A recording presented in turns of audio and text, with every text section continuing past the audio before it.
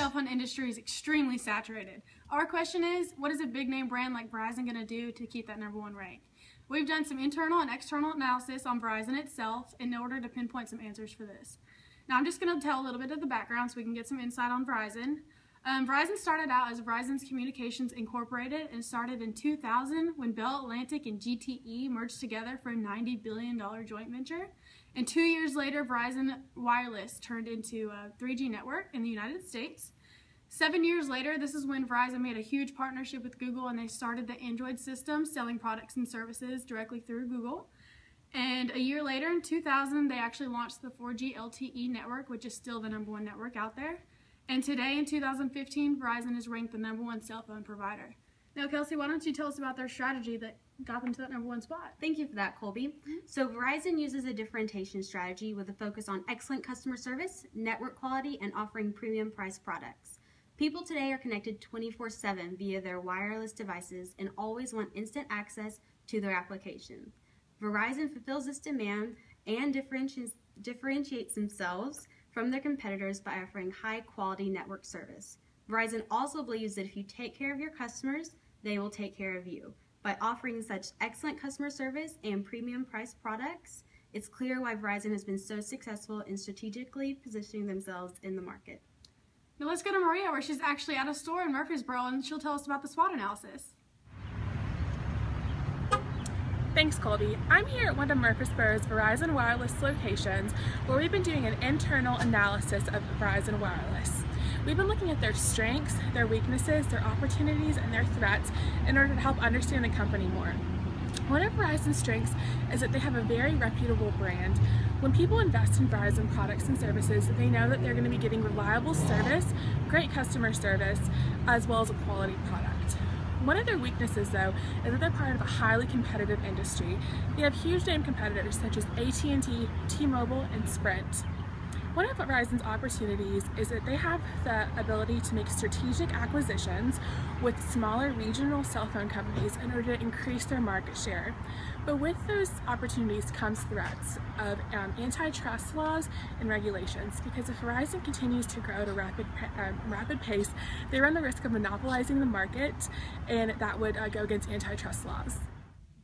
Thanks, Maria. That SWOT analysis was great. Now I'm going to tell everybody else about a different analysis, and this is going to be the driving forces and the key success factors. I'm just going to name a couple.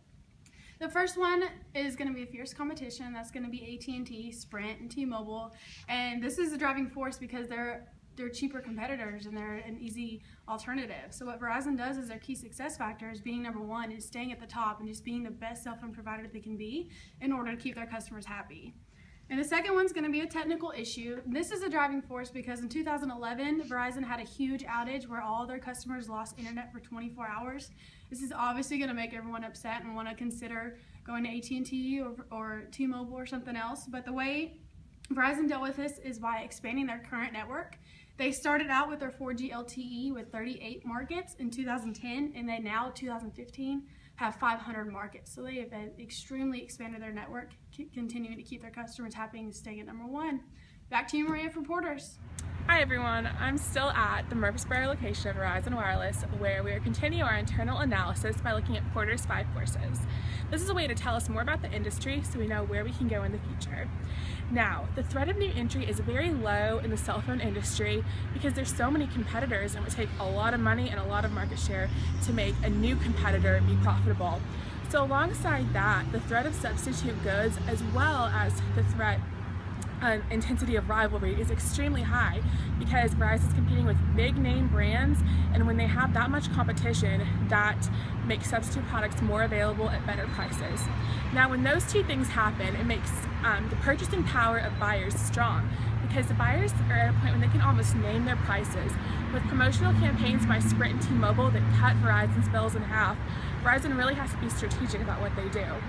And finally, there's the purchasing power of suppliers, which is high as well, because Verizon deals with suppliers such as Apple and Samsung that are high in demand and necessary for Verizon to do well. All right, Kelsey, tell us about those financials. All right, great job on Porter's, Maria. Now I'm going to analyze some of Verizon's financials. Here in orange, we have the NPM, net profit margin. This shows how good Verizon is at converting their revenues into profits for shareholders. GPM, our blue line, measures the gross profit margin. As you can see from year to year, the numbers don't fluctuate much, which shows that the company is in good financial health. ROE, our yellow line we have here, is our return on equity. And basically that shows how good Verizon is at using the profits invested by the shareholders to generate an income. And finally, our gray line, our return on assets, shows how good Verizon is at utilizing their assets to generate an income. So from year 2010 to 2012, you can see some of Verizon's financial ratios kind of slightly decline, but since 2012 to 2014, we've seen an increase in each of the financial ratios, showing that the company is becoming more and more stable. So now, after analyzing some of Verizon's financials, I'm going to go into a few concerns for the company. Verizon's premium price strategy has been effective until recently. With competitors offering their products lower and lower, Verizon has had to lower their own prices to stay competitive in today's market. But with Verizon's network quality being generally better than their competitors, they should be able to price their products at a premium. However, in today's market, this strategy is becoming less and less effective. Following that, another worry for Verizon is competitors' advancements and strategies. As mentioned earlier, their premium price strategy is becoming less effective. A reason for this is with competitors like Sprint. They recently unveiled their cut your bill in half plan. So basically, any of Verizon's customers that choose to switch over to Sprint will have their bill cut in half. With plans like this, it's really hard for Verizon to maintain a premium price strategy and stay competitive in today's market. Finally, antitrust laws, aka competition laws, are designed to maximize consumer welfare and promote free competition, but can also be seen as punishing successful companies like Verizon. With laws like this controlling a lot of the market share, it's very hard for Verizon to potentially grow with laws like this limiting their growth. Thanks, Kelsey, for telling us a little bit about some of the things that should be on Verizon's mind right now as areas of concerns. Now, Colby and I are going to talk a little bit about some recommendations and avenues that we see Verizon could go forward in the future. And in order to do this, we've established 3 core questions that really pinpoint the areas that Verizon needs to come up with innovative ideas in. The first one is, how can we retain our current customers? Second question is, what can we do to help convert customers that are already in the industry to Verizon services? And third is, what can we do to approach emerging consumers new to the industry in order to partner with us here at Verizon? So now that we've got 3 main questions, how are we going to deal with the first question with increasing the current customers that we have and just keeping those customers? Well, a customer likes to know they feel appreciated. This is true. And when you feel appreciated with a service that you're partnered with, that's going to generate brand loyalty. And brand loyalty is really important to coming up with market share and market power, as well as generating revenue for Verizon. So one way that we can do that is to establish a brand loyalty / consumer loyalty program. So Colby, what cell phone provider do you currently have? I actually have Verizon. Really? Yeah. And how long have you been with them? It's the only provider I've had, so I've had them for about 10 years. Wow, that's a pretty long time. Yeah, they're a good company, so. Yeah, well, can you tell me, have you heard of Verizon's Smart Rewards loyalty program?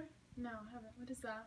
Well, it's a problem that you haven't heard of that, because Colby's been here for 10 years and she doesn't know what Verizon's loyalty program is. Smart Rewards is a program that Verizon has that really has not been marketed well, and it focuses on giving customers opportunities to be entered into sweepstakes. So we want to take that idea and kind of put it on steroids. What we want to do is create a tiered point system for Verizon. Well, they'll create a huge marketing campaign showing Verizon customers that they care about them, that they want them to stay with them, and that they really want to provide them the best service by rewarding them for doing things such as opening a new contract, renewing their contract, adding people onto their lines, buying cell phone accessories, the list goes on. And by doing this, customers will be able to gain points, which they can then redeem for prizes such as Verizon-sponsored sports tickets and event tickets, as well as discounted products and service rates. So you're telling me that Verizon's going to come up with this program and I get points for everything that I add onto my plan, but I can use those points as cash and like upgrade my phone and get accessories and stuff like that? Exactly. Consumers don't want a chance at winning something. How do you think that makes them feel? They want to know that if they're loyal and they have brand loyalty to Verizon, that they're going to get rewarded for that loyalty. That's good. Better than a chance of winning a sweepstakes. I like it using it as money and actually getting something for my loyalty. So Exactly. it's good. I agree. Well, what about the second question with converting other customers that are at such AT&T and Sprint, stuff like that, to Verizon? Right. Well, that's a big part of, really doing well in this industry right now that's so saturated is customer conversion. And one way to approach this is not necessarily from a personal standpoint, but a business standpoint. So, Colby, for example, say you work for a big name company like Google. Google has tens of thousands of employees, and you work in a sales position, so you're going to need a company cell phone that you're not going to pay for, Google's going to pay for. Okay. So what Verizon would do is they would create strategic alliances with these companies where they would give them a discounted rate. So say instead of the regular $110 per line for smartphone usage, they'd be paying $75, but that contract would be 10,000 phones. Think how much revenue that would drive in for Verizon, and it would increase their market share. They'd be getting their name with big name companies, and they'd be offering services that are reliable. Now, Verizon currently has some business packages available for smaller size companies, and not to limit the power of a small company, small and medium enterprises make up about 85% of businesses in the U.S. But that 15% has a lot of market power too, and so a combination of effective marketing for both types of companies, Verizon can be very successful. It's a good idea. I think it's good to have a big company such as Google. It looks good for Verizon, but also for that company because everyone's underneath the same contract. Exactly, and it's mutually beneficial, so it's good for both companies. Yeah, definitely. I like that. Well, Colby, I have a question for you. Okay. Now, we know that there aren't that many new consumers to the cell phone industry because it is so saturated, but do you have any recommendations or advice on how Verizon might approach some of those new consumers to the market? Well, we know with this growing age, a lot of the new consumers are going to be the younger kids, like 8 to 13. And in this day and age, it's not weird for them to have cell phones. And that becomes an issue with the parents protecting their kids and wanting to monitor and everything. So what I think we should do with Verizon is actually Verizon create this product that actually has this built-in app. And there's already an app. It's actually an online software, and it's called Teen Safe. And this software allows them to monitor their kids' text messages, their images that they're sending, their messages on Facebook and their phone, and monitor everything that they're looking up and talking to. And I think that's important for parents, especially with younger children going to sports games and at school and stuff. So parents would be able to keep track of their kids, know what's going on, as well as give the kids the flexibility of being able to call their parents and use a cell phone. Oh yeah, definitely. But the cool thing about the software is that the kids have no idea that it's built in. So the parents are definitely taking care of their kids, but at the same time, the children aren't being particular about what they're doing. So Verizon could even invest in some research and development to create a really cool new product, as well as buying out this tech company and, get sponsorships with Disney stars, Nickelodeon stars to help promote this phone so that kids are going to want to see this. Definitely, and I think this product can actually be a phone particularly made to kids, so it's kind of designed for kids with colors and characters, maybe, if they're into that. Right. But it's going to be taken care of with this app. If Verizon buys out this company, if it's possible, I think it's a great thing. It's a good chance for Verizon to actually create a whole new product specifically for children. Right. And how much do you think this app company would go for? I actually looked into it before our conversation today, and it's only worth about $91,000. So for a big company like Verizon to invest in a company that's smaller than them, I don't think it'd be that big of a deal. I mean, obviously it's going to make a little bit of a dent, but I think it's got great potential. Yeah, the potential revenue definitely outweighs the upfront cost. Definitely. Yeah. Well, today we've discussed several areas of the industry and of Verizon and some recommendations that Verizon can have moving forward. And I think that we've definitely learned a lot about strategy and about the cell phone industry and communication industry. And we think Verizon has a lot of potential and look forward to seeing where they go in the future. Thank you. Thank you.